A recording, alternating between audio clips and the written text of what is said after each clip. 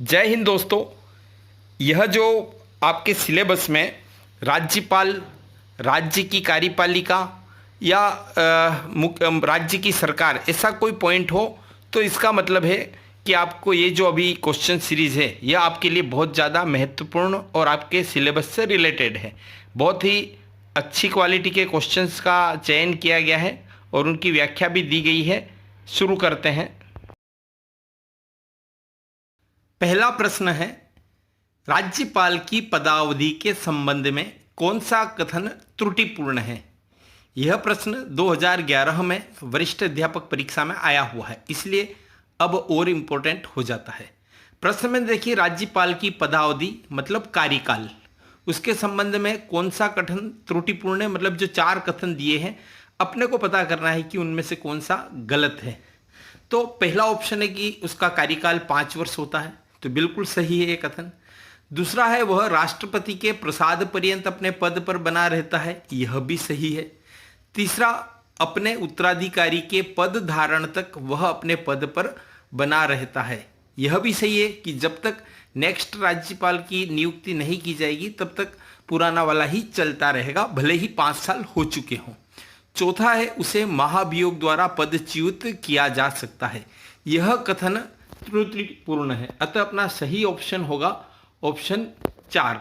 अब यहाँ पर जरूर देख लीजिए कि महाअभियोग की प्रक्रिया भारत के राष्ट्रपति के विरुद्ध ही लाई जाती है और सुप्रीम कोर्ट और हाई कोर्ट के जस्टिस को पद से हटाने के लिए महाअभियोग जैसी प्रक्रिया काम में ली जाती है। नेक्स्ट क्वेश्चन है, भारतीय संविधान का कौन सा अनुच्छेद उपबंध करता है प्रत्येक राज्य के लिए राज्यपाल होगा। यह प्रश्न कॉलेज लेक्चरर में 2014 में आया हुआ है।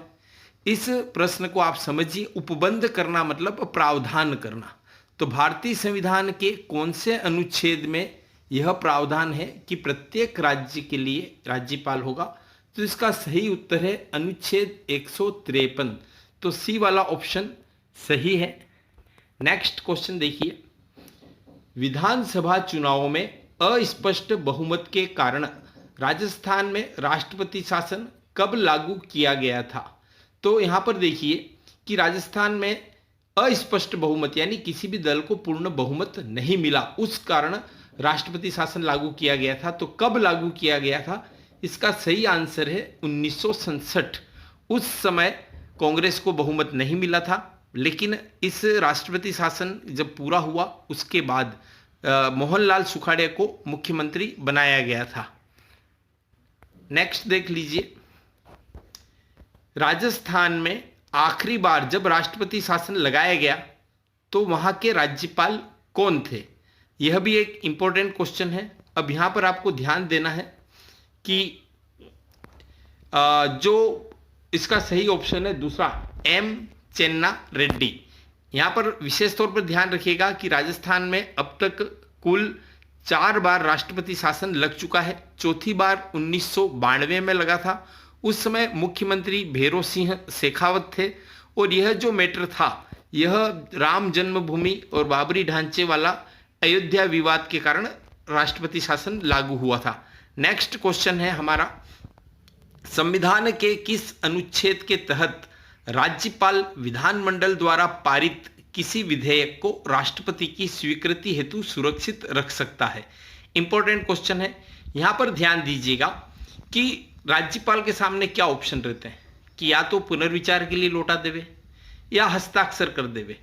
अगर वह उस विधेयक को राष्ट्रपति की स्वीकृति हेतु सुरक्षित रखता है तो इसके लिए संविधान में कौन सा अनुच्छेद है। तो इसका सही उत्तर है ऑप्शन 4, अनुच्छेद 200। नेक्स्ट आप देखिए, राज्य के गवर्नर की नियुक्ति करते हैं। यहां पर ध्यान रखिए, गवर्नर का मतलब होता है राज्यपाल, तो इस राज्यपाल की नियुक्ति राष्ट्रपति करते हैं। इसका सही उत्तर है ऑप्शन 1। नेक्स्ट क्वेश्चन देख लीजिए, राज्य के गवर्नर की आयु नियुक्ति के समय कम से कम कितनी वर्ष होनी चाहिए। तो राज्यपाल की न्यूनतम आयु, इसमें ऑप्शन 2 सही है, 35 वर्ष। अधिकतम आयु का कोई भी प्रावधान हमारे संविधान में नहीं किया गया है। नेक्स्ट क्वेश्चन, राज्य की कार्यपालिका के संवैधानिक अध्यक्ष कौन होते हैं? तो याद रखिए कि यहाँ पर ऑप्शन 3 दे रखा है गवर्नर, इसकी जगह राज्यपाल शब्द भी आवे तो वो सही है।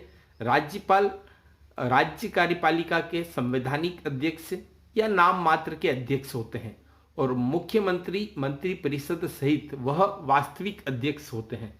तो इस प्रश्न के अकॉर्डिंग सही आंसर है तीसरे नंबर वाला, गवर्नर। नेक्स्ट क्वेश्चन है हमारा, मुख्यमंत्री की नियुक्ति कौन करते हैं? तो इसका सही उत्तर है ऑप्शन 4 गवर्नर यानी राज्यपाल। ध्यान रखिए, मुख्यमंत्री न तो मनोनीत होता है न निर्वाचित होता है। मुख्यमंत्री नियुक्त होता है राज्यपाल के द्वारा, और जो विधानसभा में जिसे बहुमत दल मतलब बहुमत दल का नेता कहिए या जिसे बहुमत प्राप्त है, उसे राज्यपाल मुख्यमंत्री के रूप में नियुक्त करेंगे। नेक्स्ट क्वेश्चन है, राज्य के गवर्नर किसके प्रसाद पर्यंत पद पर बने रहते हैं?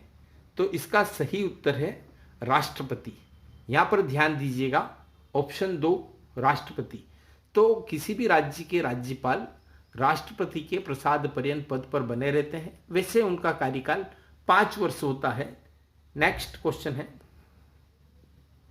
भारत के संविधान के किस अनुच्छेद के अनुसार उन बातों को छोड़कर जिनमें राज्यपाल स्वविवेक से कार्य करता है, अन्य कार्यों के निर्वाह में उसे सहायता और सलाह प्रदान करने के लिए एक मंत्रिपरिषद होगी जिसका प्रधान मुख्यमंत्री होगा?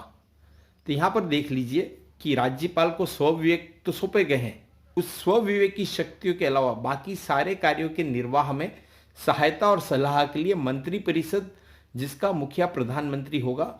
यह जो प्रावधान है संविधान के कौन से अनुच्छेद में दिया गया है, यह पूछा गया है। तो इसका सही आंसर है ऑप्शन 4 अनुच्छेद 163। नेक्स्ट क्वेश्चन है, अब देखिए अगला जो क्वेश्चन है ना बहुत महत्वपूर्ण है। इस तरह के प्रश्न आ जाते हैं और स्टूडेंट इन्हें कठिन समझकर छोड़ देते हैं या फिर तुक्केबाजी करते हैं। आप समझिए, नीचे 2 कथन दिए गए हैं, एक को अभिकथन ए और दूसरे को कारण आर दिया गया है। अब अभिकथन ए में दे रखा है, सरकारिया कमीशन की सिफारिश के अनुसार अनुच्छेद 356 का प्रयोग कम से कम होना चाहिए। कारण आर, जिन राजनीतिक दलों ने केंद्र में सरकार बनाई उन्होंने अनुच्छेद 356 का दुरुपयोग किया। अब हमारे पास ए और आर अभिकथन और कारण दोनों दे रखे हैं। अब हमको 4 ऑप्शन में से एक को चुनना है। आर सत्य है किंतु ए असत्य है। तो सबसे पहले हमको पता होना चाहिए कि ऊपर वाले दोनों कथन में देख लीजिए कि क्या कंडीशन दे रखी है कि दोनों सही है, ठीक है ना। अब इसलिए पहला ऑप्शन हम चुनेंगे नहीं। अब दूसरा क्या है, ए और आर दोनों सत्य है किंतु आर ए की सही व्याख्या नहीं करता है। अब तीसरा क्या है, ए और आर दोनों सत्य है और आर ए की सही व्याख्या करता है। और चौथा है ए सत्य है किंतु आर असत्य है। अब देखिए आप इसको कैसे हल करेंगे, चूंकि हमको पता है कि दोनों सत्य हैं तो हमारा ऑप्शन पहला और चौथा ये तो होगा ही नहीं। अब हमेशा ध्यान रखिए, इस तरह के प्रश्न को हल करने के लिए अभिकथन के बाद क्योंकि पढ़ के क्योंकि लगाकर फिर कारण पढ़ना है। तो इससे हमको अगर रिदम जम रही है तो पता लग जाएगा कि हाँ वास्तव में ये सही व्याख्या कर रहा है या नहीं है। तो फिर से पढ़िए, सरकारिया कमीशन की सिफारिश के अनुसार अनुच्छेद 356 का प्रयोग कम से कम होना चाहिए क्योंकि जिन राजनीतिक दलों ने केंद्र में सरकार बनाई उन्होंने अनुच्छेद 356 का दुरुपयोग किया। तो वास्तव में सही बात है, इसलिए हमारा सही ऑप्शन रहेगा अनुच्छेद, आप देख लीजिए इसका जो सही ऑप्शन है वह है तीसरे नंबर का कि ए और आर दोनों सत्य है और आर ए की सही व्याख्या करता है। यहाँ पर मैं आपको बता दूं कि सरकारिया कमीशन रणजीत सिंह सरकारिया की अध्यक्षता में केंद्र राज्य संबंधों की जांच के लिए नियुक्त किया गया था और अनुच्छेद 356 राज्य में राष्ट्रपति शासन लागू करने से संबंधित है। नेक्स्ट, राजस्थान में राष्ट्रपति शासन कितनी बार लगाया गया, इसका हम पहले ही उत्तर बता चुके हैं।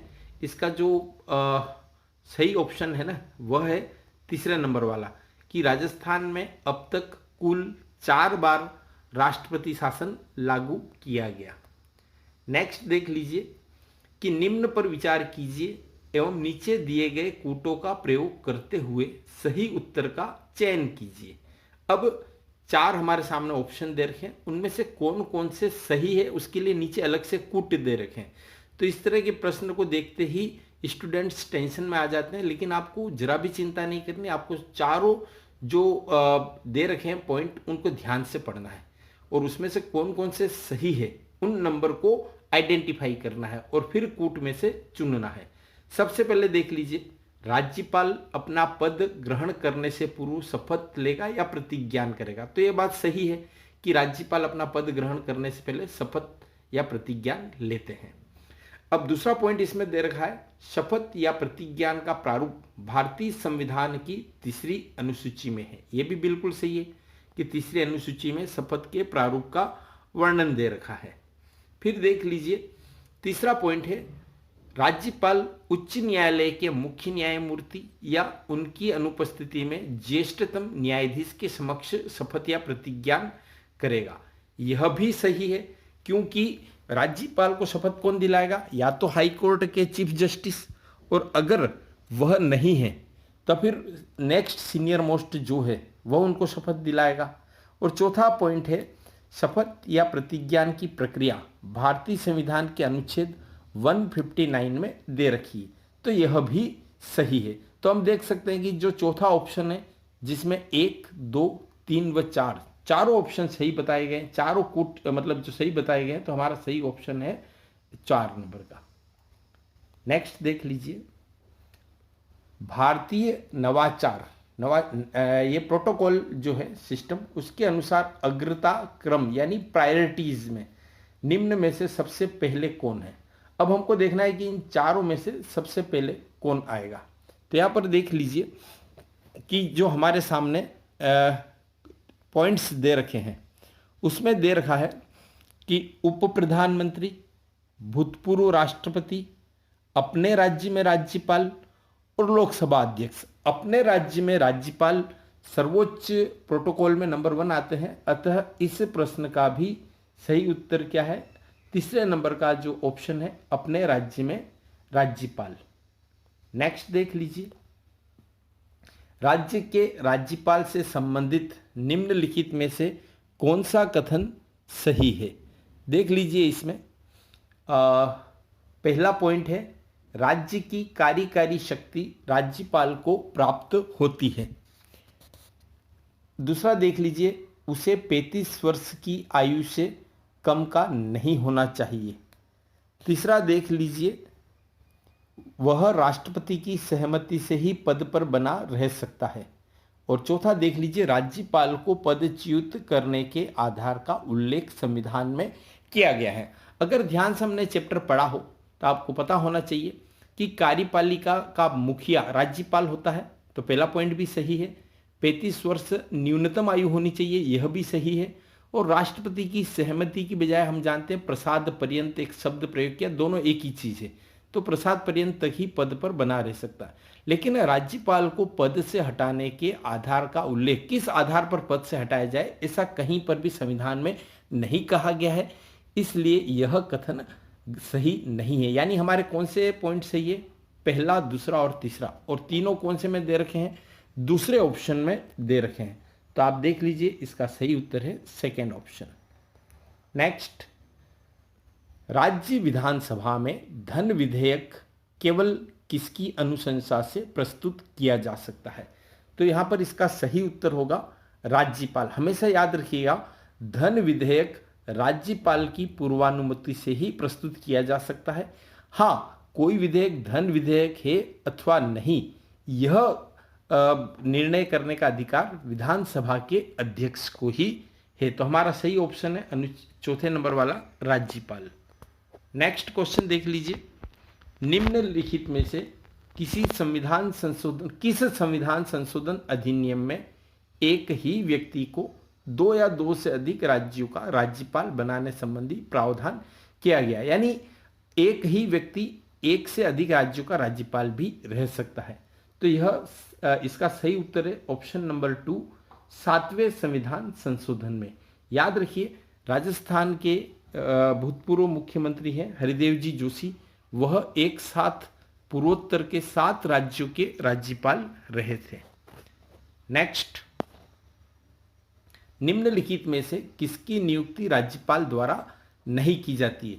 तो देखिए, राज्य मंत्रिपरिषद की नियुक्ति भी राज्यपाल करेगा, राज्य के महाधिवक्ता की नियुक्ति भी राज्यपाल द्वारा होगी, राज्य लोक सेवा आयोग के अध्यक्ष और सदस्यों की नियुक्ति भी राज्यपाल करेंगे, लेकिन राज्य पुलिस महानिदेशक की नियुक्ति राज्यपाल नहीं करेगा। सुप्रीम कोर्ट के डिसीजन के तहत इसके लिए एक पैनल बनाकर यूपीएससी को भेजा जाता है और वहां से जो नाम प्राप्त होता है उसी की नियुक्ति होती है। नेक्स्ट, कथन और कारण वाला, जैसा हमने पहले भी एक प्रश्न किया है वही उसी तरह का आ रहा है। राज्य में मंत्रिमंडल के उत्तरदायित्व का सिद्धांत संघ के मंत्रिमंडल के उत्तरदायित्व के सिद्धांत से भिन्न होता है। तो पढ़ते ही हम समझ जाएंगे कि ये कथन क्या दे रखा है, गलत। क्यों? क्योंकि राज्य हो या संघ हो, दोनों में मंत्रिमंडलीय उत्तरदायित्व का सिद्धांत समान है। अब कारण क्या दे रखा है, भारत का संविधान भारत के राष्ट्रपति को कोई कार्य अपने विवेक से करने की शक्ति नहीं देता है, यह राज्यपाल को कुछ कार्य अपने विवेक से करने के लिए प्राधिकृत करता है, यानी आर सही है। तो अब हमारे लिए प्रश्न बहुत ज़्यादा ईजी होगी। आप ऑप्शन देख लीजिए कि जिसमें कथन गलत है, ए गलत है और आर सही है। तो देखिए ये कौन सा है, ऑप्शन नंबर 4। नेक्स्ट, राज्य के राज्यपाल को, अब नीचे पॉइंट दे रखे हैं 4 और उपयुक्त में से सही कथन है वह हमें छांटना है। ठीक है, देख लीजिए, राज्य के राज्यपाल को राष्ट्रपति के समान ही कार्यकारी, विधायी और न्यायिक शक्तियां प्राप्त होती हैं। फिर देख लीजिए अगला पॉइंट है, उसे सदैव मंत्रिपरिषद की सलाह और सहायता से कार्य करना होता है। तीसरा पॉइंट देखिए, उसे राज्य लोक सेवा आयोग के जो सदस्य हैं उनको नियुक्त और पदच्युत करने की शक्ति प्राप्त होती है। और फिर देख लीजिए लास्ट ऑप्शन है, विभिन्न मंत्रियों में सरकारी कार्य के बंटवारे का अधिकार उन्हें होता है। तो इसका जो सही उत्तर है ना, वह होगा ऑप्शन 3। ऑप्शन 3 देख लीजिए, 1 और 4। यहां पर ध्यान रखिए कि राज्य के राज्यपाल को राष्ट्रपति के समान ही कार्यकारी, विधायी और न्यायिक शक्तियां प्राप्त होती है। दूसरा ऑप्शन की उसे सदैव मंत्रिपरिषद की सलाह और सहायता से कार्य करना होता है, गलत है। कुछ मामलों में राज्यपाल को स्वविवेकी शक्तियां प्राप्त हैं। तीसरा, राज्य लोक सेवा आयोग के सदस्यों को नियुक्त करने का तो अधिकार है, लेकिन पदच्युत करने की शक्ति राज्यपाल को नहीं है, यह शक्ति राष्ट्रपति को होती है।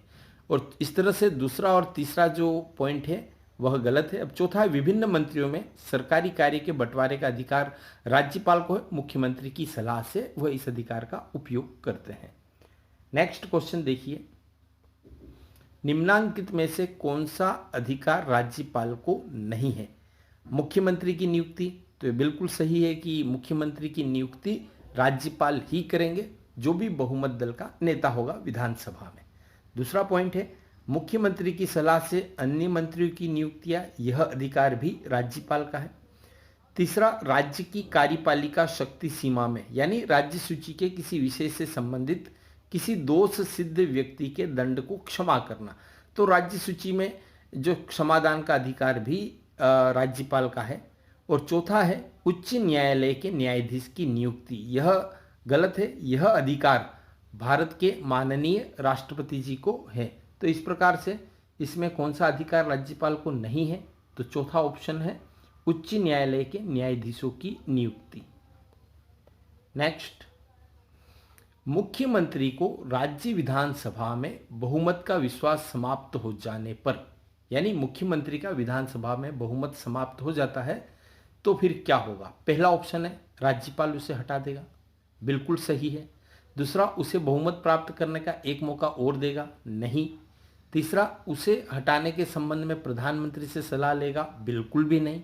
तो हमारा सही उत्तर कौन सा है? ऑप्शन 1, कि बहुमत समाप्त होते ही राज्यपाल मुख्यमंत्री को हटा देगा। नेक्स्ट क्वेश्चन है, मुख्यमंत्री की नियुक्ति की जाती है। हम पूर्व में भी कई ऑप्शन में पढ़ चुके हैं कि मुख्यमंत्री की नियुक्ति राज्यपाल द्वारा की जाती है, जो हमारा ऑप्शन 4 है। राष्ट्रपति तो प्रधानमंत्री जी की नियुक्ति करेंगे, है ना। तो यह इसका सही उत्तर मैंने आपको बता दिया है। नेक्स्ट देखिए, बहुत अच्छा क्वेश्चन है। राज्यपाल की अनुपस्थिति में उसके दायित्वों का निर्वहन कौन करता है? बहुत इंपॉर्टेंट प्रश्न है। विधानसभा का अध्यक्ष नहीं करेंगे, ठीक है। उच्च न्यायालय के मुख्य न्यायाधिपति, हाँ यह बिल्कुल सही ऑप्शन है कि हाईकोर्ट के जो चीफ जस्टिस है वह ऐसे में उस दायित्व का निर्वहन करेंगे। तो हमारा सही उत्तर है ऑप्शन 2।